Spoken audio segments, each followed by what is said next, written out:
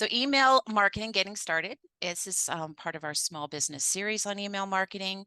Today's session is on the customer journey and doing an email list audit. So if you haven't, just as a reminder, if you haven't seen our first one, it is on YouTube, and there are some links there too. Use the QR code, or I can also drop it in the chat. Now on to the second part of the series. And let's get started with the customer journey. What is a customer journey in the first place? Well, it talks about the various stages and touch points of the customer when they're interacting with your company or brand. So it's a holistic view of the customer's experience, encompassing their thoughts, emotions, and actions at the various stages of their engagement with your business and your brand. So understanding the customer journey helps to create those marketing strategies and tactics to better resonate with your target audience. And if you see to the right there, that's your typical marketing funnel. Sometimes they have different names to them, but basically the purpose at the top during that the build stage is your brand awareness. Nurture is like, hey, I have your eyeballs. Now let's make this interesting. We're going to nurture you through providing you with information you need. We're going to convert you to customers. And then really ideally, we want to keep them on board and also to share your story. So the customer journey map, if you want to go through the exercise of doing this is more of a comprehensive download. Feel free. It's actually sitting on my website, but it is free download. And then I also just uploaded the video tutorial for that too. So once you download it, you'll have a link to that, because basically mapping out that customer journey, it helps to identify those different pain points, right? The opportunities, areas for improvement, ultimately leading to a more effective customer acquisition, getting them in, keeping them, and then building that loyalty. So let's get started and talk about each section of that funnel, because this is going to set the stage for our email marketing. So in the building stage, where we're actually trying to build our lists, right? We're trying to get eyeballs on our business. That's that top of the funnel. That marketing focuses on creating that awareness and interest among potential customers. They're not your customers yet, but their potential. Aiming to attract them through various marketing channels to build a following or interest. So that might be SEO, it might be your social media activities, and it might be promotions to acquire you to get subscribers, right? That's really important. The nurturing, now once they're in, that marketing efforts are about nurturing the leads that potentially can become clients, right? Sharing personalized communication is something you're going to want to do, provide valuable content, and really ultimately you're going to address their needs, desires, and pain points with the goal to build trust, credibility, to also give them the information they need at that stage. And then you get into that convert. It's like, okay, so now they're interested. Now we have to work to convert them into customers. So what, as leads progress through the funnel, is basically as they're coming through, right? So this is a motion. Then they enter into this convert stage. Businesses leverage persuasive strategies and targeted offers to encourage prospects to make a buying decision. Okay, so it's ultimately that you're asking for the sale. Now, marketing and sales, this is where we really do work together. But marketing continues to build a compelling messages to nurture that information, and build qualified leads, so that by the time they're just ready to purchase when they come and talk to you, right? Like that's ultimately what we want to do. Also, you're going to hear a lot about inbound marketing, and that's that same idea. They just take you through the funnel. So the convert stage is really important, as is all the other stages. So in the retention stage, that's where we foster that customer loyalty, right? Satisfaction, advocacy, and that's consistent engagement. You may start to do exclusive offers, VIP offers, really providing them with that customer service. You got to wow them, right? Ultimately, you want to turn those customers into loyal brand advocates or ambassadors, and that completes the marketing funnel. Now, it doesn't mean that once you have them there, it's done, because every time you do a marketing campaign or you do introduction of a new product line, you're going to follow that funnel. So this is something you're going to see quite often. Now, let's get into what does that really mean for email marketing. Okay, we're going to put it to the side now, and I'm going to walk you through different areas within this funnel that you can actually build your list. So let's get started. Number one, that top of the funnel, that building. This, if you are just getting started, you're going to spend a lot of time here. And quite honestly, you'll always be spending. You're always going to want to be building a list, and it's a quality list. So it's the right people. So some of the things that you can do for subscribing, right? Your website, make sure you have your footer set up, make sure you can do pop-ups on a blog, at the bottom of a blog. There's numerous places on a website that you can you can have that subscribe button, right? You can actually advertise. Doesn't mean you can't put out a social media post. Say, hey, like subscribe to our list. This is what you're going to get. And actually, I just did that. I think sometimes I get sucked into the good marketing. When it is good marketing, I just do it. But it was relevant. They found an ad. They know I'm about sustainability. There's amazing things that advertising will allow you to do to target. And they told me the offer. I hit subscribe. I filled out the form. Now I'm waiting for my email. So they failed a little bit there. They didn't have a welcome email. However, it pulls you in. So advertising, don't forget that. Social media, organic posts, event registration, that is part of when you guys sign up for any of our events. We have it where you can subscribe, and Eventbrite will integrate with MailChimp, which is what we do. So it saves time.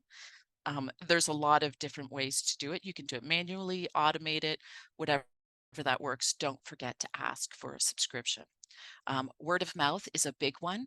Word of mouth can also be when you guys get an email and you're just like, hey, this is really cool. You guys got to come to Grow, whatever that might be. And you forward that email to a friend. You make sure that if they forward to a friend on your email, that you have that, hey, if you want to subscribe, if someone forwarded this to you, please do subscribe. So that would be considered word of mouth. So make sure it's easy for people to share the good news about your email. Podcasts, another typical channel that, hey, subscribe to our channel, but also our email. Physical sales, don't forget physical. If you guys have products you're selling, and especially now that it's the holidays, pop-ups, right? Have a little QR code, remind them at the checkout, whatever that might be. Physical sales. And if you're shipping things to people, if you're e-commerce, make sure as part of your welcome package, right? Put it in a nice little thank you. This is really cool. Don't forget to subscribe to our VIP list for future discounts, right? So something physical like that. Print media, if you have a brochure, it's a little harder. Print is still being used. It's not as popular, but there's certain times where there's a brochure or a flyer. Make sure there's a QR code, or if it's or a simple like a bit.ly, a shortened link, something that it doesn't going to take it a really long URL, because print space is very expensive real estate. So make it easy to sign up for them from print. And then don't forget media outreach, PR, things like that. If you have a newsroom, that's another good place to add a link to subscribe. So that's really important. We have that as the subscribe options in the build. Double opt-in. Don't forget when you are setting it up to put in a double opt-in. There's different reasons. We talk about that in part one, and it just reconfirms in case somebody put in a wrong email or it's a spam. So double opt-in has a few different reasons why you need to do that. And that's basically them sending an email. Make sure you click to confirm subscription. And then if you can, set up a welcome email. And that's just at least one saying, hey, thanks for subscribing. Here's the next steps, or a little bit more about you. So that is part of that welcome email sequence, which we talked in part one as well. So let's get now to nurture. So we're moving from build. Now we're nurturing it. We have subscribers in all of my marketing campaigns.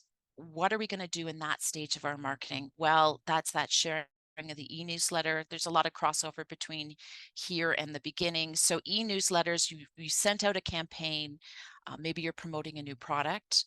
That's where making sure at the bottom that you have that share, encourage people to share, not just here's a link, remind people we would love you to share. Maybe you get them a discount if they share, possibly. Sign up for a new list. That means if you are launching something new, it's like, don't forget to update your preferences. Like we have a general monthly, but then we added in the grow weekly. It's like, hey, just a reminder, you can do a grow weekly. Or, hey, we're launching a new product line. Maybe it's a cat and dog company. And hey, if you've just got a dog, don't forget to update your preference. So that is something that you can push to promote, to build your quality email list. Lead generation forms, right? Like don't those gated downloads. So my customer journey map, that is one that is a lead generation form. It's where they can opt in for your email. Contact form, make sure you double check. It's not always easy on the contact form because there's some integration challenges, but make sure if it's possible, even if they're contacting you, give them an option to sign up. It can't hurt to ask. Remember, from the Castle point, we have to ask permission from Canadian anti-spam law for them to opt in. So just remember, this is really important. We talk a little bit more about that in part 1, but the Canadian anti-spam law is you have to ask permission. You can't just assume they're part of your list and have them opt out. So just as a reminder about that. Paid media, as well as when you're doing your campaigns. We talked about paid in this first section, but just remember, advertising, digital ads, and otherwise is a good chance to do that as well. So now we're in sales, and this is where quite often this falls down, right? As marketing people, we get into the marketing engine. It's like, don't forget that our sales team, or you as the salesperson, has the opportunity to get people on your subscribe list. And that is as simple as putting something in your email signature. Maybe after you talk to them and say, hey, thanks for that call, send a follow-up email and just going, we also have this. Or you send them to a lead gen form and say, just subscribe to our list, no pressure, but we'd love to stay in touch with you. Right. Remember that sometimes it's just the awareness. If the timing's not right, if you're sending them emails, they like it. When they're ready, you're going to be front and foremost in front of their mind. And that might happen too. So that's that consultation call, follow up. And that's part of that sales as you move from nurture to convert. And then we get into that follow up. So you've sold to them, you have them as customers. That doesn't mean they're on your email marketing list. They are actually just implied consent. So you only have them while they're your customers. You can send them information, but you want to make sure you're compliant. So ask them right away while they're happy. They think this is cool. They love working with you. Don't forget to sign up and move them into that express consent. That can be an actual email from the salesperson or whoever's the account manager. Send them a link saying, hey, just while we're doing this, if you want to know, we also do monthly blogs or whatever that is. So don't forget to capture them at that point of the journey. And then once maybe they've left you as a customer because it was just project based and they've moved on, and all of a sudden you've noticed this list of yours, you're only getting half the people opening. It's like, well, why spam? Are they just not interested anymore? Try to re-engage them. That's a whole nother session. We'll go into actually strategically how to actually do that.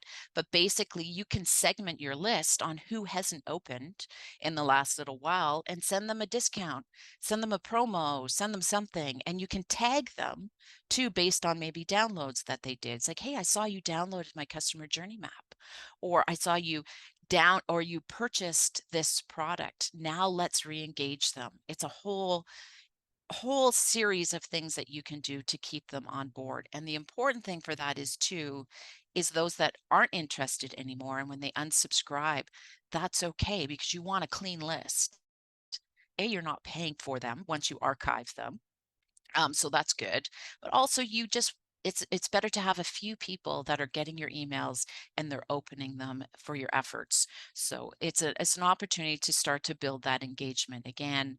And then don't forget in the unsubscribe, hey, if they do unsubscribe, give them a chance to resubscribe. Hey, if you did this by mistake, maybe do some funky little little GIF or whatever that might be on there, and then have them go, hey, right, well, maybe I will stay, or maybe don't forget to, I don't have to get them every month. Maybe I just want them once a year. So there's an opportunity to say, don't go, and keep them on.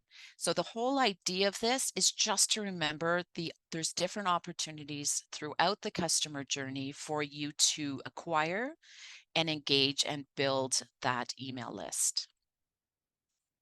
And if you want more ideas, this was on part 1 as well. We did write a blog, and there's 32 different ways to promote and build your quality email list. So a lot more ideas, and I'm sure you guys have a few as well.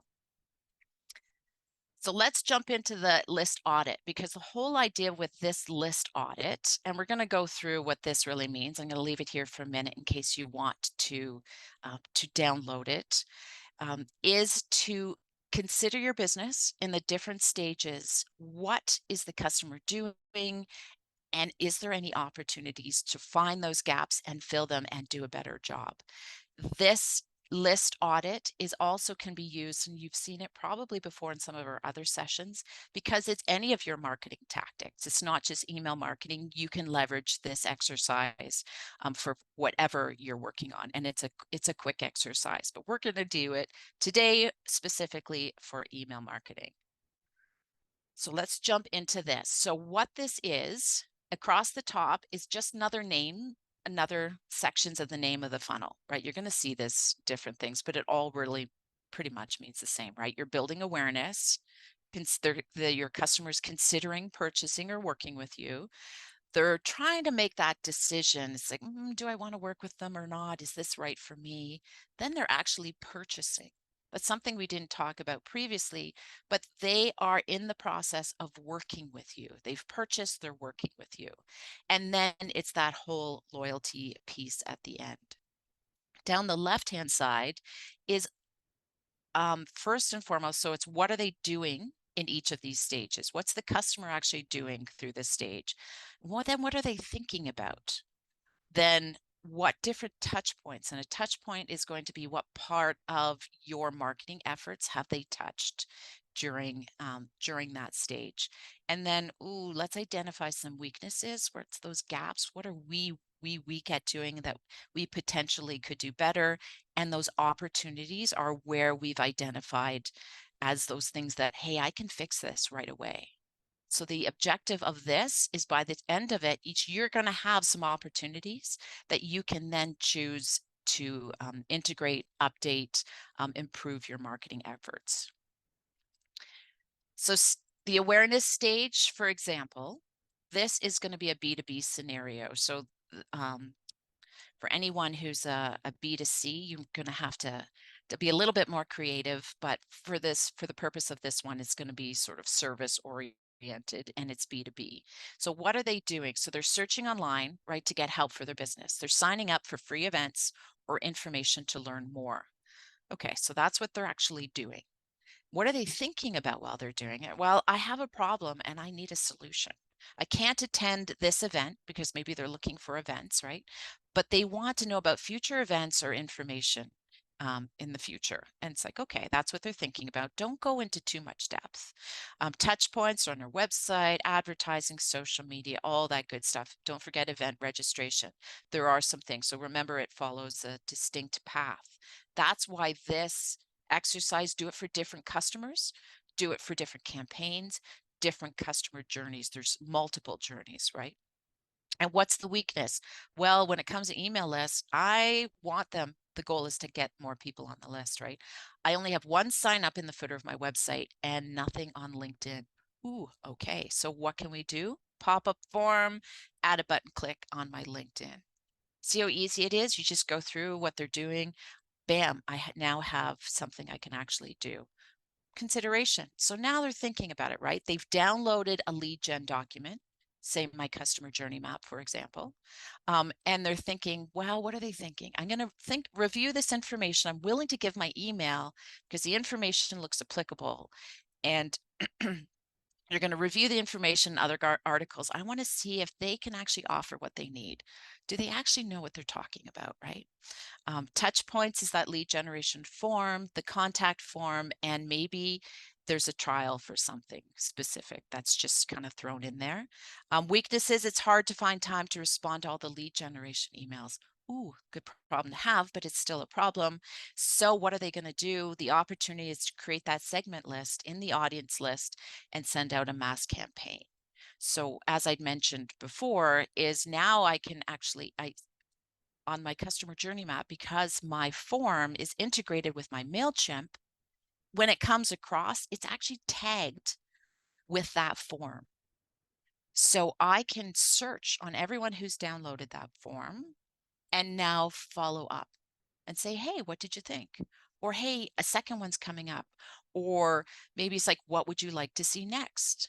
Did you have any problems? Or, where it's very specific, because we know personalization is really important to cut through the noise. So now something very practical through that stage to help them move to the next stage, which is that decision stage. So what are they doing? They've scheduled a free discovery call. They're going to talk to you. So exciting. So what are they thinking about? I'm not sure if I'm ready to buy right now, but it's willing to talk to them. I'm still thinking about my options. Touch points, what did they talk about? The touch points is maybe they're part of a follow-up lead gen campaign. Maybe that's how they got in touch with you. And then scheduling a consultation, that sales funnel, that touch point. So make sure it's not just marketing. If your sales is part of it, always think of both of them together. Weaknesses, there isn't a way to know if the call with a prospect is on the email list without checking my MailChimp first. Ooh, interesting. Never thought about that, right? Because when it comes through, we don't ask them on that discovery call, are you part of our MailChimp? Well, now we can add a call to action message and link that subscribe to email e-newsletter on an email signature. So every time we send a conversation, a response to them, now we have an email signature there. So that will help do that too. One simple change. It doesn't have to be a ton, right? So when they're in the purchase stage, they're signing a proposal. They are thinking, hey, I'm glad I'm working with these guys. Will I have the ongoing support I need? Maybe that what they're thinking about is relevant. Maybe it's not, but please do capture it. Touch points, order confirmation. E-commerce people, you'll appreciate this. Order confirmation, thank you, purchase next steps, feedback surveys, all of those things that they're touching in this stage. Weaknesses, there's no call to action to sign up for a marketing list. Oh, wow, I never thought about that because they're my customer. I've already got them. I never even thought that I need to keep them on board. Opportunities, what does that mean? Well, let's review each of these emails and see if we can add a call to action when possible. So that whole, as they purchase, right, you're going to want to automate as much as you can. There's a whole cycle of thank yous that we just mentioned, right, in the touch points. Now, through each of those emails, do we have them? Can we engage them on our email marketing list? Is it time to update their email marketing list? Like, it can't hurt to ask. So that's a whole nother exercise, but now you've identified it. And then we get into loyalty. Whew, we love these guys. They're using our product. We want to keep them engaged. What are they thinking? This is a good product, but I need help using it. Ooh, is there a way to learn more about what this company offers? Touch points, re-engagement campaign, because we're doing that. That's great. And then also we have a potential unsubscribe. Ooh, not that we want to do it, but hey, it happens there. So weaknesses, existing clients are implied, but haven't converted over to sign up for our express email. So opportunities, let's send out a follow-up email with all our clients within 6 months that aren't on the express sign up. So this is where you want to make sure you automate that, not forget about it. So if you have a CRM, make sure it's all captured in your customer relationship management system. Have a way to notify, hey, it's 6 months. Maybe this sends a trigger, or, like, you'll have to figure out a way to remember to do that. But that's a whole nother exercise as well. You've just identified the opportunity. So now you have it. This is one exercise specifically for email lists. You've looked through all the different stages. You've thought about what they're doing, they're thinking, different touch points that they've engaged with your brand, some potential weaknesses that you have, and for sure, here's the opportunities. Let's fix this. So I would suggest keep this and do it frequently, and it should help you get started. So that's it. That is the customer journey and the email marketing list. And I hope that helps.